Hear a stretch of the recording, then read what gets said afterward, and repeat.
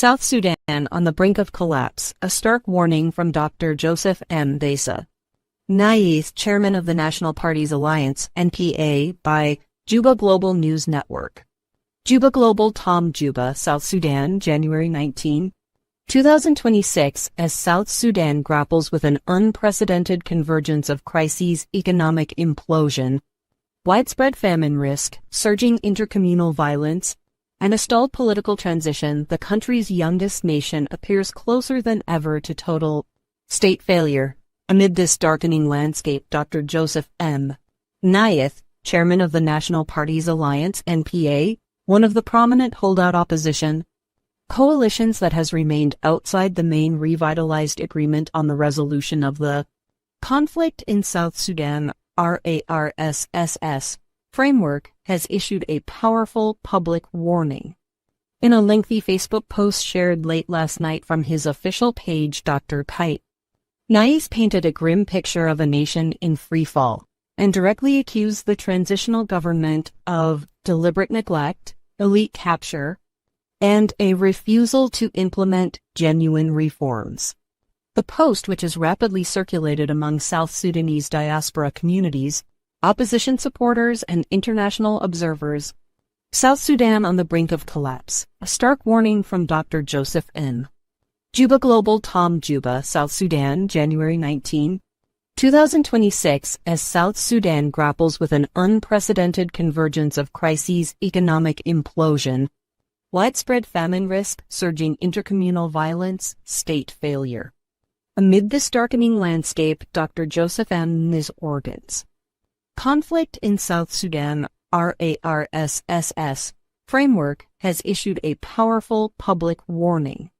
In a lengthy Facebook post shared late last night from his official page, Dr. Kite Nais painted a grim picture of a nation in freefall and directly accused the transitional government of deliberate neglect, elite capture, and a refusal to implement genuine reforms. The post, which is rapidly circulated among South Sudanese diaspora communities, opposition supporters, and international observers, reads in full: Fellow citizens of South Sudan, brothers and sisters at home and in the diaspora, today I speak to you not as chairman of the National Party's Alliance, but as a son of this suffering land who can no longer remain silent while our country slides into the abyss. South Sudan stands on the brink of complete collapse. Our national currency is worthless. Black market rates have surpassed 500 SSP to the dollar. Teachers, doctors, soldiers, and police have not seen a salary in months. The state has ceased to function in most parts of the country.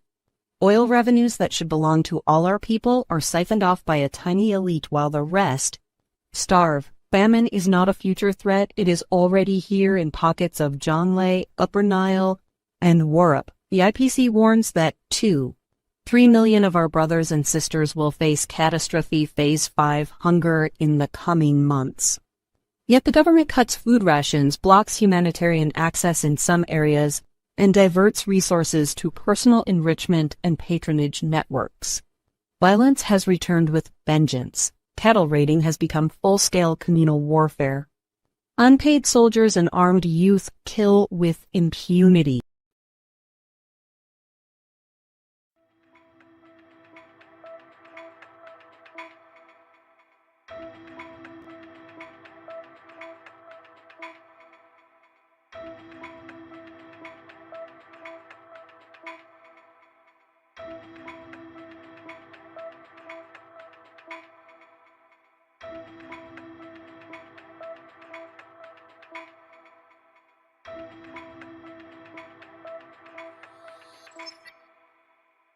Lo umma biya tabaro bita wol unyarwe ngina angi ke wol kunyarwe aten tuj kuja tui mindi malaga maum kwa kina laga de tui sana warti sin المشكله كله كبينه انا 91 مشاكل قديه aka toba aitin لو سال ده زول في بور ما بزول مات ati koy bor kakin koy to لانه وكن ما عنده بتشاكل الناس بور مشوا oni we tore ni ki we tore pay ko koy ku ya kat koy bor فانا جيت اقول لا لازم الكلام ده لازم يقف. ina bagen bikini bida che be nyo bako ki koy we kat والليله انا مبسوط وانا بشكر ربنا banji pio mi de kul ko le nyali انه الليله انا شفت الناس بتاع ورور لو anji pio mi dan koy wuror koy lo wa جروا من هناك لينا ay kat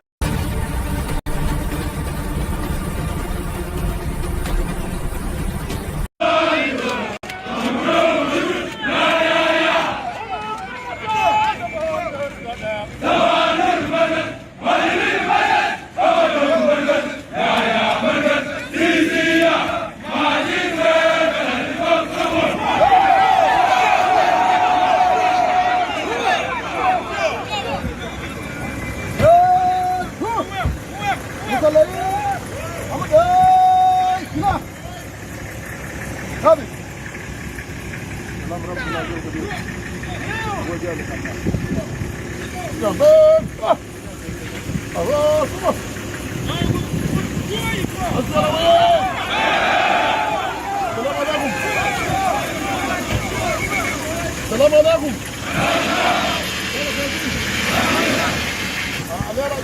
أنا جينا عشان نيجي نستقبلكم. ونحن بنتكلم بدأ ما بنتكلم مني.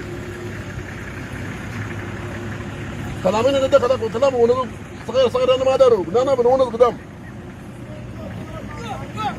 شو ما شاف معلش. واو.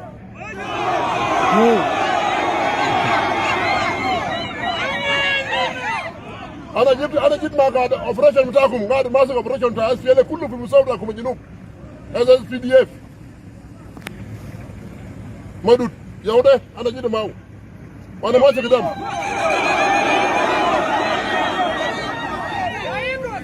انا ماشي لا ابي ولا بعد بكره انا من لكم مالكم ماشيين فوقه سو بعد شويه ايوه ركب في الجوار بتاعهم تعال ما تعرف قدامك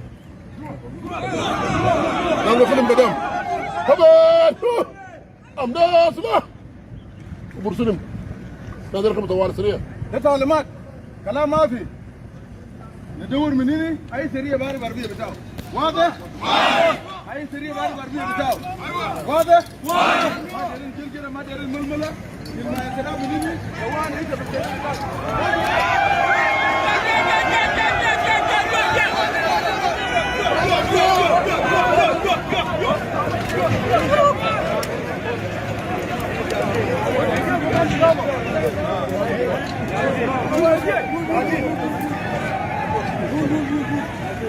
طبعا في بغداد ندارم لكن مش بيعرفني كمان ده اخونا مدود من ماسك البيع بس بالقوم من ولا ده جاب من البيع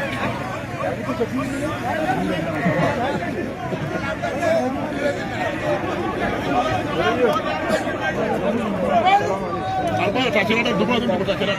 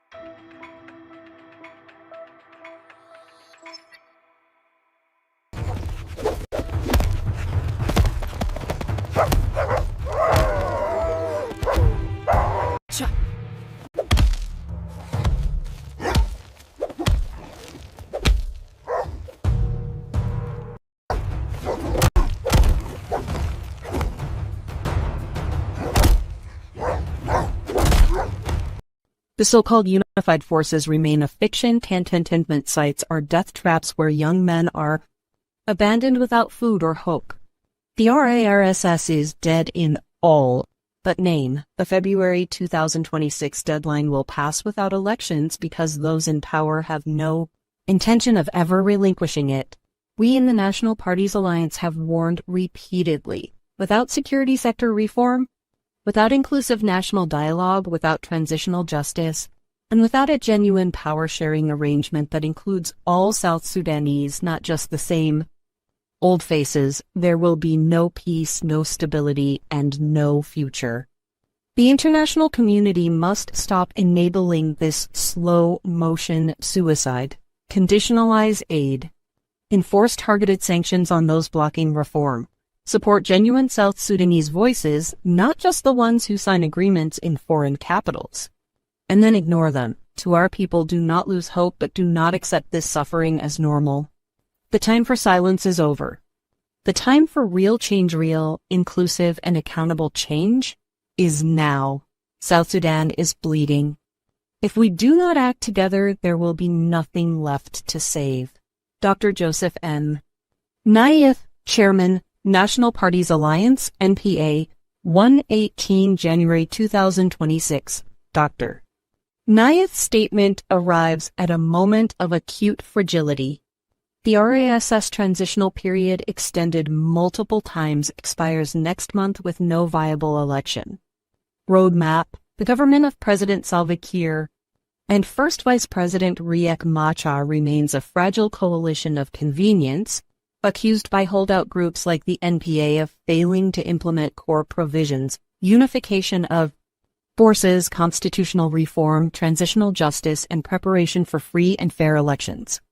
The NPA, an umbrella coalition of opposition parties and movements that rejected full participation in the RRSS framework, has long called for broader inclusion and genuine power sharing. Dr.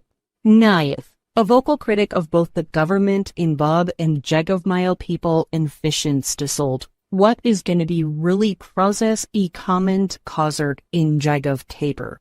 And the SPLM-IO has positioned the alliance as a voice for marginalized political actors and communities excluded from Juba's elite bargains. Independent analysts and humanitarian leaders have echoed many of Dr. Nayeth's concerns. The Integrated Food Security Phase Classification, IPC, projects that acute food insecurity will reach catastrophic levels for millions in early 2026. The World Food Program has cut rations due to chronic underfunding. Violence in Jonglei, Unity, and Upper Nile states has displaced tens of thousands in recent months alone. The UN's peacekeeping mission continues to protect civilians in displacement sites, but its mandate cannot substitute for a functioning state. The international community faces difficult choices. Donor fatigue has set in after years of massive humanitarian spending with little progress toward stability. Calls are growing for more conditional aid, targeted sanctions on spoilers, and renewed pressure on the government to implement reforms before the transitional period collapses entirely. Dr. Nayeth's post has already generated hundreds of shares, comments, and reactions within South Sudan's active online communities. Supporters praise his courage in speaking truth to power. Critics accuse him of grandstanding or undermining fragile stability. Yet few dispute the underlying reality he describes. South Sudan is not merely in crisis. It is on the edge of becoming a failed state in every meaningful sense. Whether his call galvanizes domestic and international action or simply adds another voice to the chorus of warnings remains to be seen. What is clear is that time is running out. Juba Global News Network will continue to cover this rapidly deteriorating situation, including responses to Dr. Kased Book and Body to Be Kased. Nayeth's statement, humanitarian updates, and any developments in the political transition. This article was updated on January 19, 2026 at 2:05 p.m. STRT0 to include the full text of Dr. Project Joseph M. Nayeth's Facebook post and immediate reactions.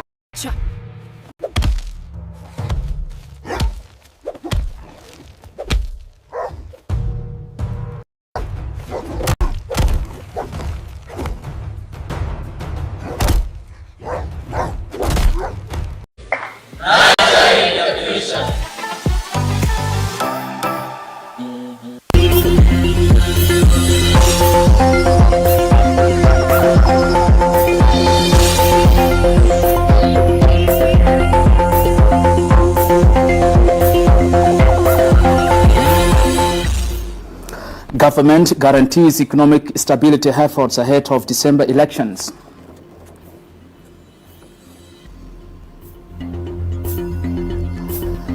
South Sudan and passport booklet supplier harmonize relations to ensure reliable issuance. And SSBC Radio Gumbo transmitter is set for reactivation to boost grassroots access to information.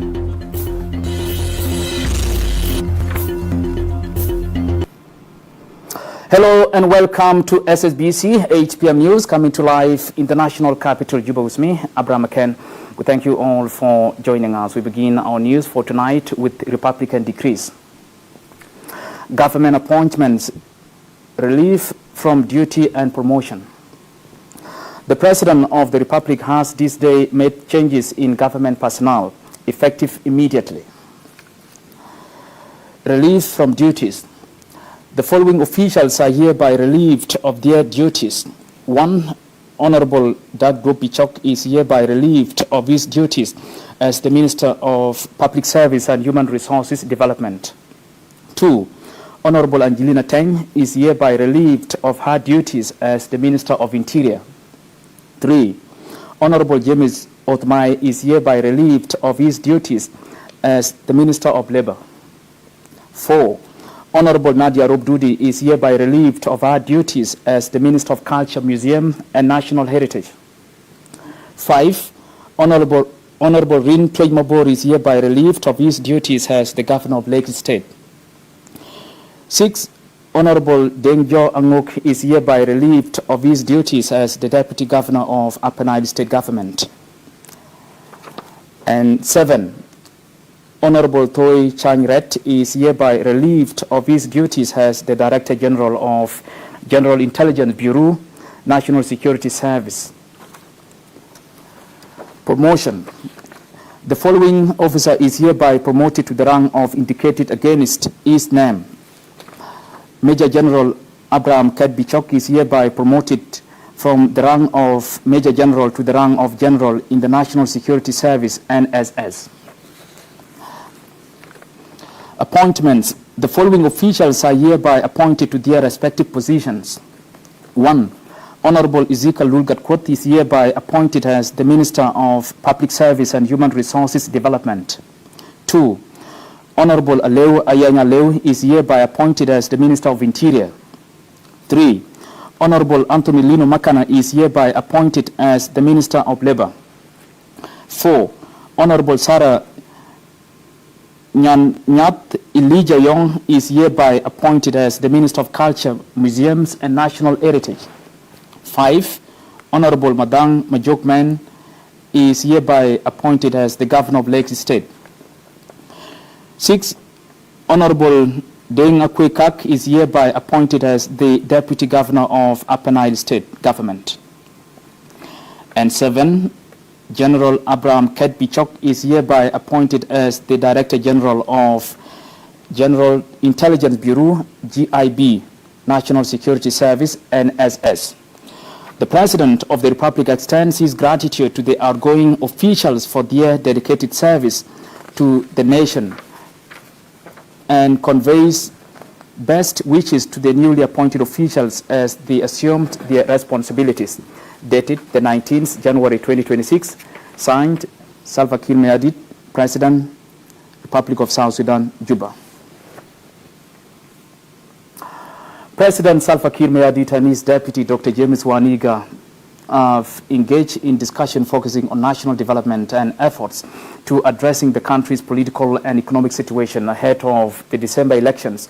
During the meeting, Vice President Dr. James Waniga briefed the President on the just concluded Mundari Cultural Festival, describing it as a significant platform for promoting unity and peaceful coexistence as diverse communities showcased their rich traditions and shared values.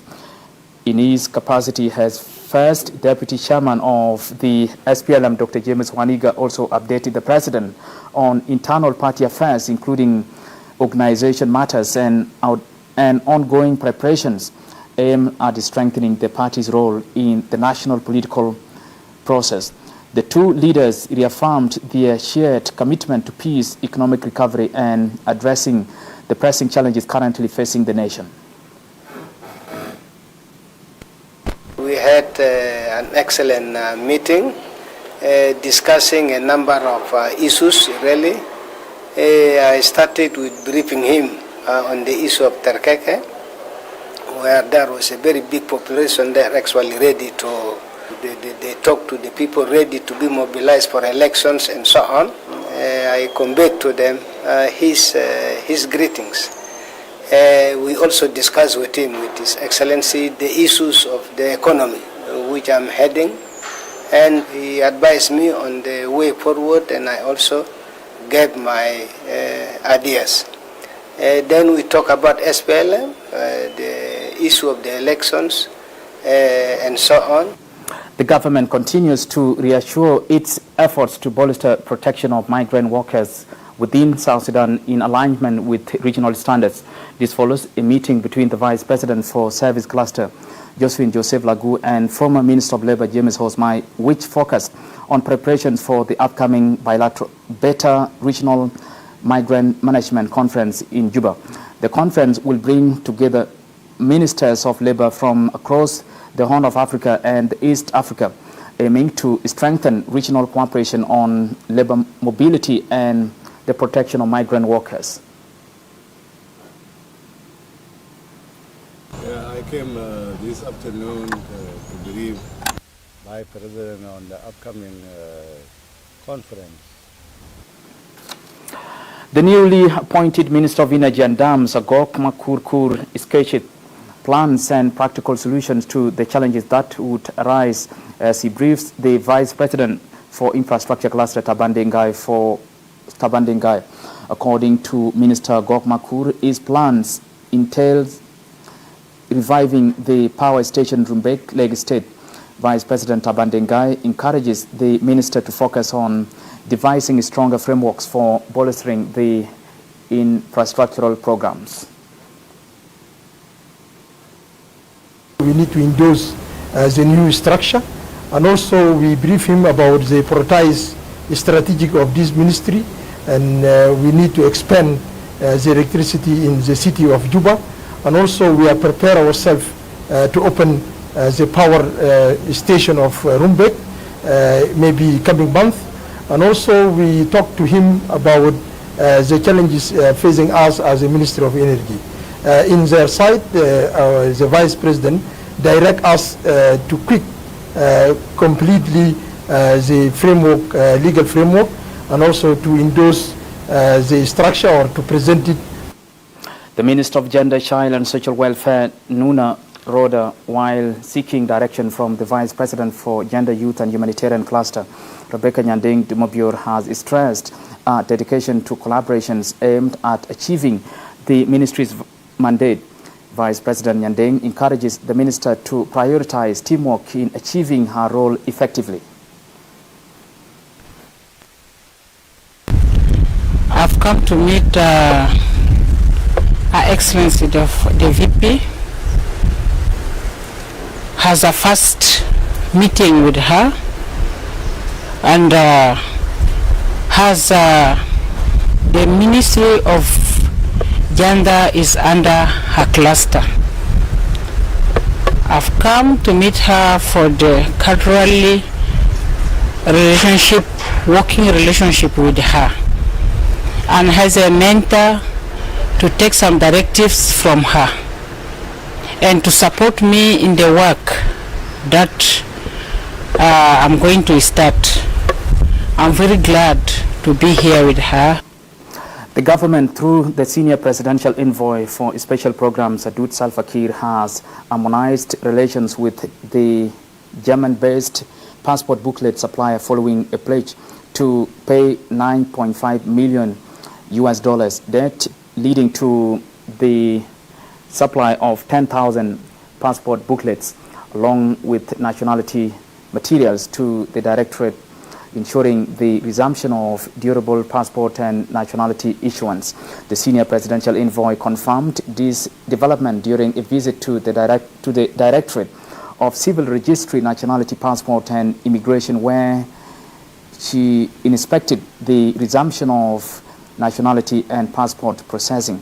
The Directorate is among the government institutions severely affected by the ongoing economic crisis, which previously resulted in a shortage of passport booklets and a complete halt in passport and nationality issuance, leaving many citizens unable to obtain essential identification and travel documents.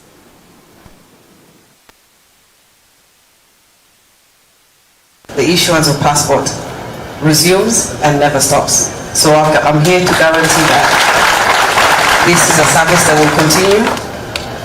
And the reason I'm here today, I believe, is because I couldn't come empty-handed.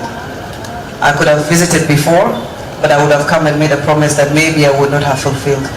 So having shown you that one of the things that we had to do was to make sure that the passports had to resume the service delivery to our citizens, this is why I'm here today. And I would like to give a special commendation to our Honorable CG for acting swiftly. We were able to find a partnership with a company that will ensure our debts will be cleared, and through the arrangement with the digitalization of passport issuance. للوحدة بتاع البوليس أو الوحدة بتاع المigration and passports في أجيال كثير ظاهرة والشعب ده أسف أسمع. نحن بقوله mismanagement ولا corruption أجيال ده ظاهرة. مواطنين بكلم إنه you are being delayed عشان يودوا له حاجة بتأخروا بزمن عشان انه يلقى حاجه ثانيه كرجل القروش الحكومه دايره. كلام ده لازم قلنا سري او ديجيتال. فانا بطلب من الناس الشغالين to respect او نحترم القوانين اللي ماشيين فوقها سده. So the issue of passport and nationality is very, very, very important and urgent. So we put attention on that through the directive from His Excellency the President and our special envoy on special programs. We say now what can we do, because we know very well that the country is in crisis, economic crisis. And this economic crisis, there are some other things that are important but they need to be addressed. On good money, to facilitate this process, she has convened one of the national companies that have capacity to help us pay their arrears. And now as a result, we have received the passport. I hope our DG have mentioned the number of the passport that we have received. 10,000 passport that we have received. I hope we will continue receiving. We now go for a break and we will be back with more stories. Please do stay with us.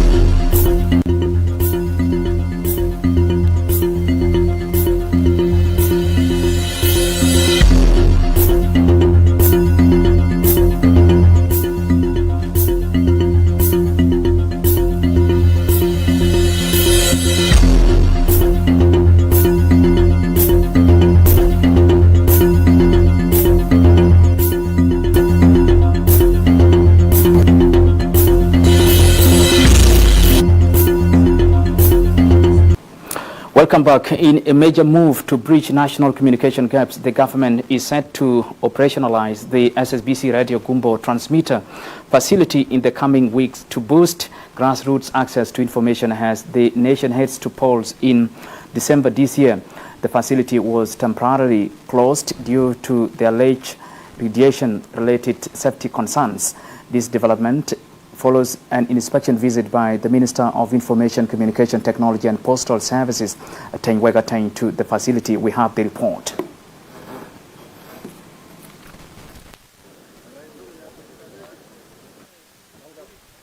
Against the backdrop of limited grassroots access to information, as the country prepares for the upcoming December post-independence elections, the government, through the Ministry of Information, has stepped up efforts. The facility operates a powerful antenna capable of covering the entire country, a capacity expected to significantly enhance access to information, particularly at the grassroots level.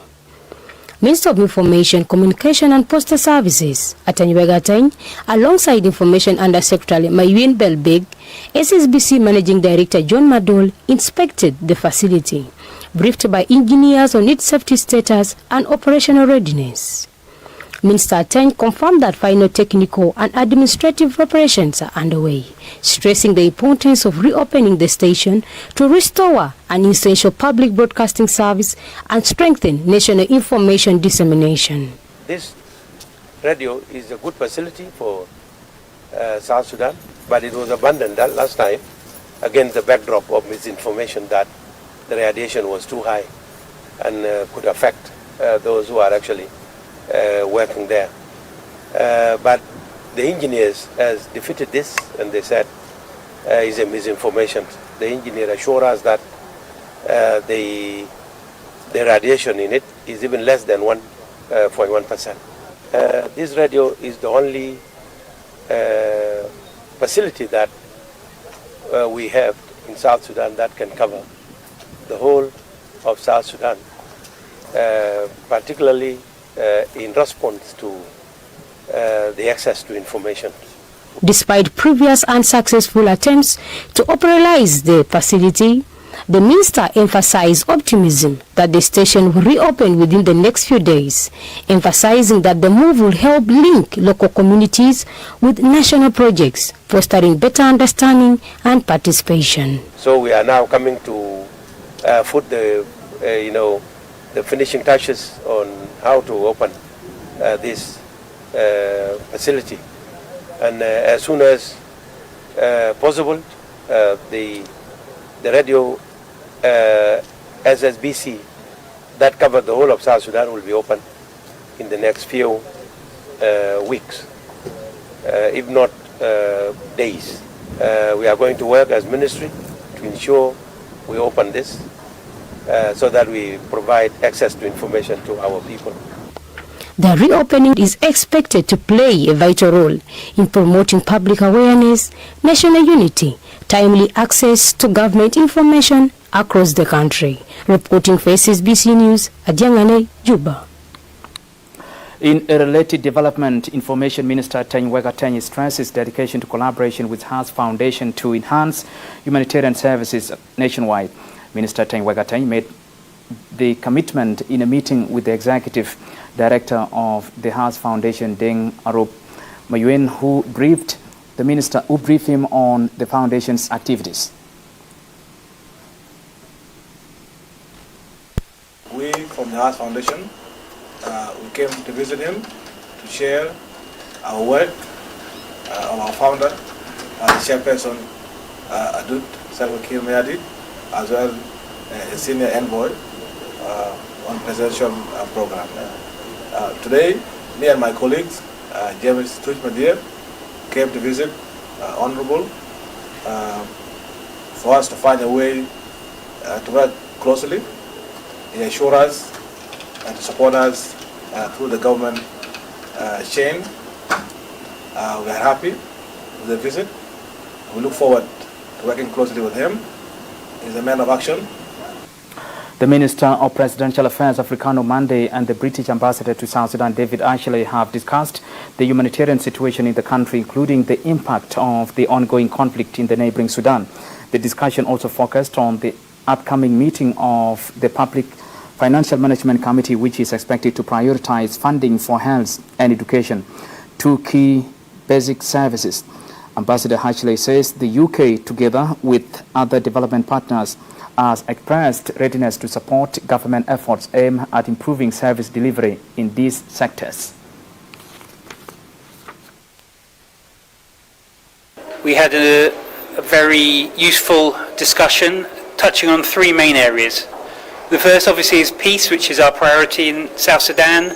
We expressed our concerns about the situation in northern Jonglei and our sympathy for the people who have been displaced and affected by the continued violence there, and we continue to call on all sides to engage in a ceasefire and inclusive dialogue to resolve the problems. Secondly, we discussed the situation of public financial management to ensure that health, education and other key basic services are increasingly financed by the government of South Sudan, to which the UK and other partners can contribute.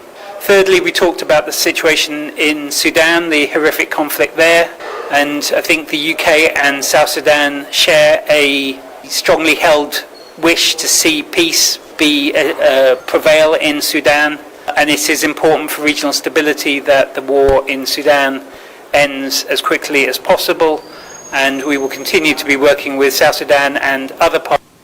The Ministers of Trade and the East African Community Affairs have engaged in extensive discussions aimed at harmonizing challenges facing traders in the region. Both Trade Minister Tongkwol Manyangjuk and the Minister of East African Community Affairs Piang Denkwol reaffirmed their commitment to collaborative efforts.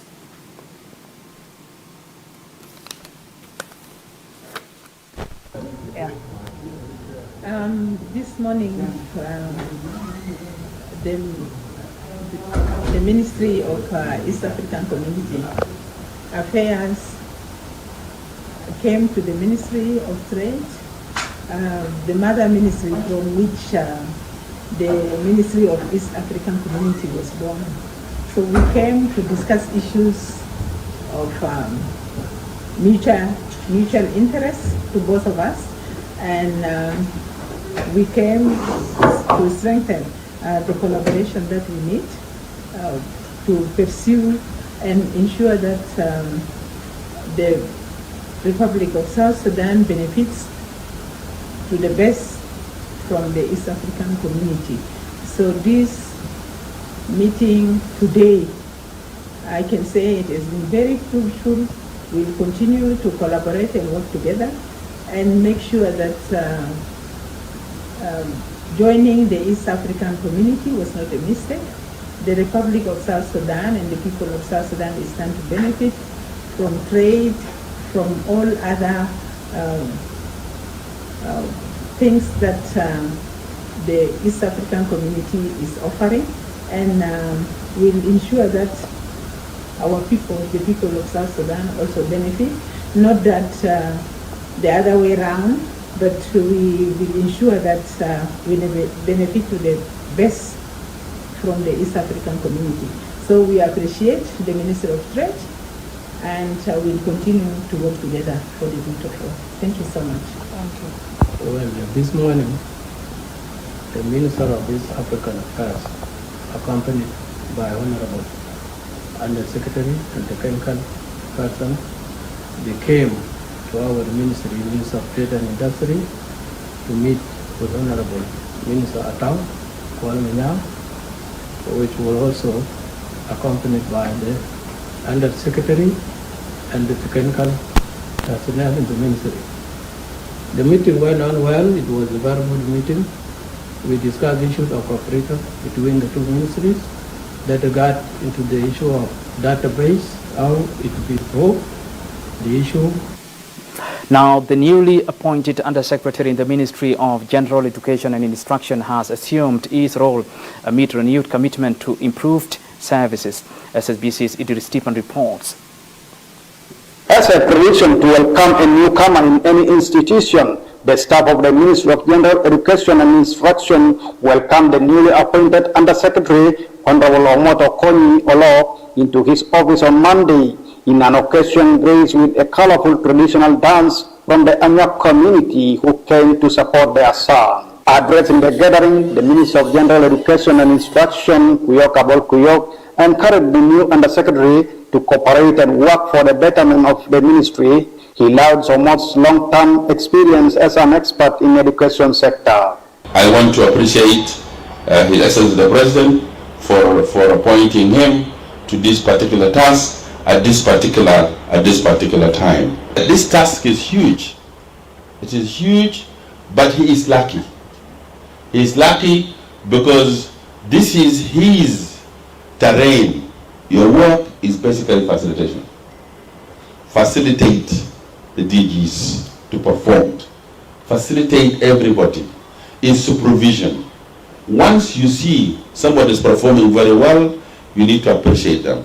If they are not performing well, you need to advise them and you need to give them support. And the outgoing Undersecretary, Katwal Mabil Pyok, encouraged the staff of the ministry to respect and cooperate with the new Undersecretary to ensure success in his tenure of office. I want to appreciate the staff of the ministry. For the 10 months I've been here, I have gotten immense respect from all the colleagues. This is and I would like you to extend the same respect to Honorable Undersecretary Omot, because without respect, you will not work as a team. On his part, the new Undersecretary Omot Olok affirmed his commitment to embrace everyone in the ministry and work to improve quality education in the country.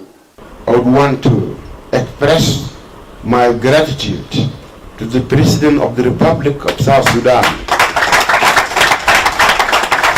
His Excellency Salva Kiir Mayardit, for his trust in me and for appointing me as the Undersecretary of the Ministry of General Education. So we need to coordinate together, we need to communicate together, and we need to cooperate together.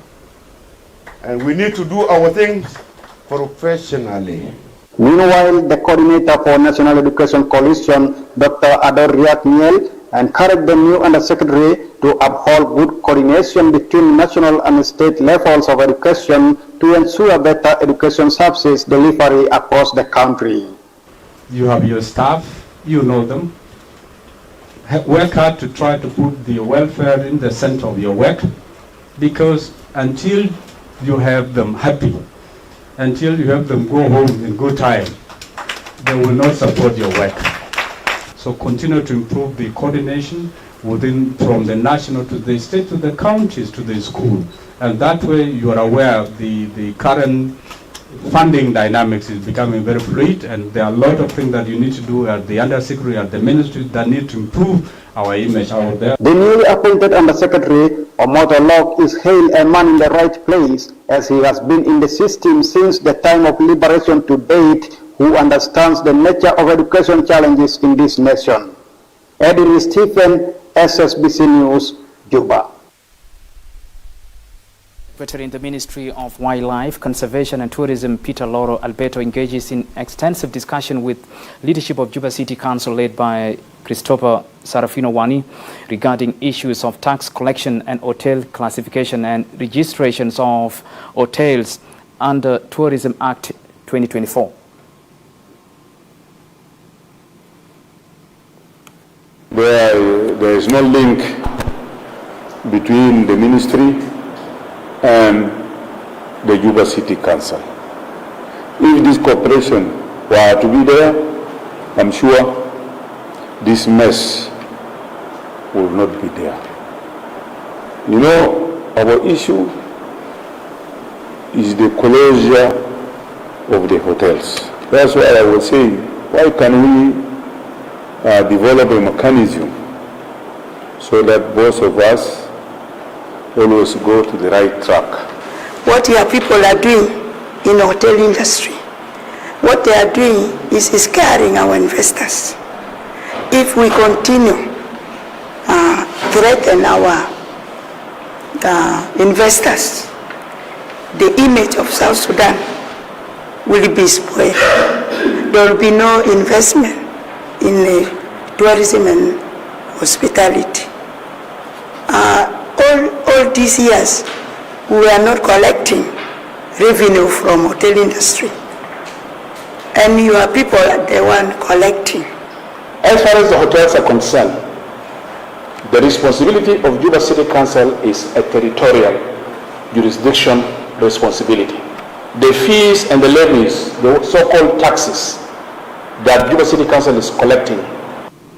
Unity State authorities and a Canadian delegation have discussed the ongoing humanitarian challenges and the implementation of Canada-funded projects in the state.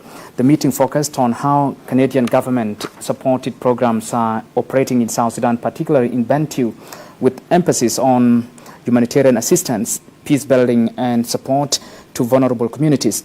The Canadian team reaffirmed their government's commitment to continue funding humanitarian and peace initiatives until lasting stability is achieved in the country. The governor of Unity State welcomed Canada's continued support, describing it as vital to ongoing efforts to stabilize Unity State and improve the lives of its citizens.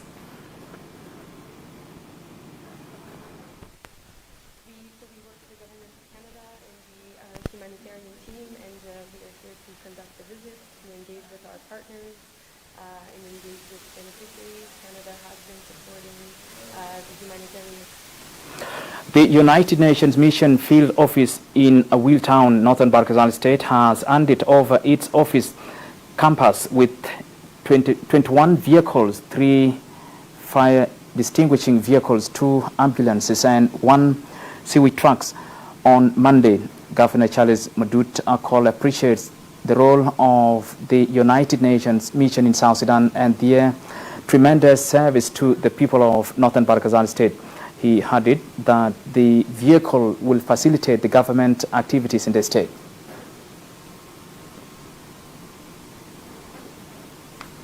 On behalf of the state's governments and the people of Northern Barkazal, I wish to express our sincere appreciations and gratitude to UNMISS for invaluable support and contributions.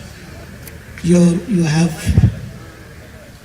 made it in our states over years. Your presence has played a significant role in promoting peace.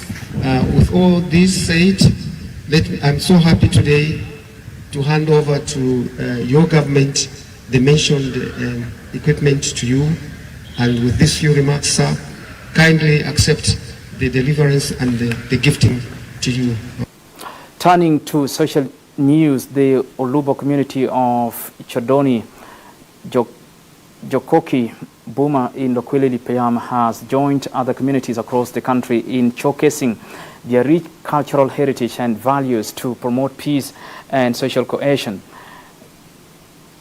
Speaking during the event, the executive chief of Jokoki, Sivit Ladu, stresses his community's dedication to peace and unity for shared future. Magesi Modi Tombe, an elder of Lokwilili Payam, uses the occasion to appeal to the national government to improve road infrastructure and boost grassroots mobility. علينا يوم ده يوم عظيم أو ده يوم تاريخي بالنسبة لأبناء جوكوكي. عشان كده كمان هنا قلنا لازم نحن كلام ما نجيف ورا العاب تانيين تانا ثقافات براو كده نمسك بالثقافات بتاعنا تا جنوب السودان أو تا قبيلة أو لبو. هنا دار السلام ده عشان كده عايز يكون فري. هذا أنا مقصودي من يوم 5 على عدي يوم 17 في ميرو، يوم 20 هنا في كورجي، يوم 25 هنا في كلمو، بعد كجوا يا بقفلو ده شبيه بتاعنا لكن بايام دول بوامر لاني فاروق لاني وين كل برنامج ده بمشي كده.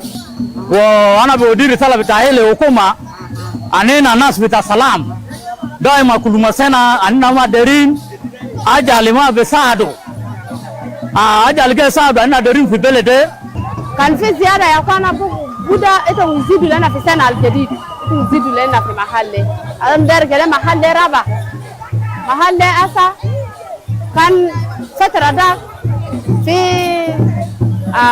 فرتك بمشاكلات لكن حاسس نقدر نحسس كده ربنا زيدو فترة لنا كده حكومة تاني جاء فترة لنا محل ده أفضل عشان بكرة بفترة بكرة. And that's all what we have for you this hour. From me, Abraham McKenna, and the whole team here, we thank you all for watching. Bye-bye.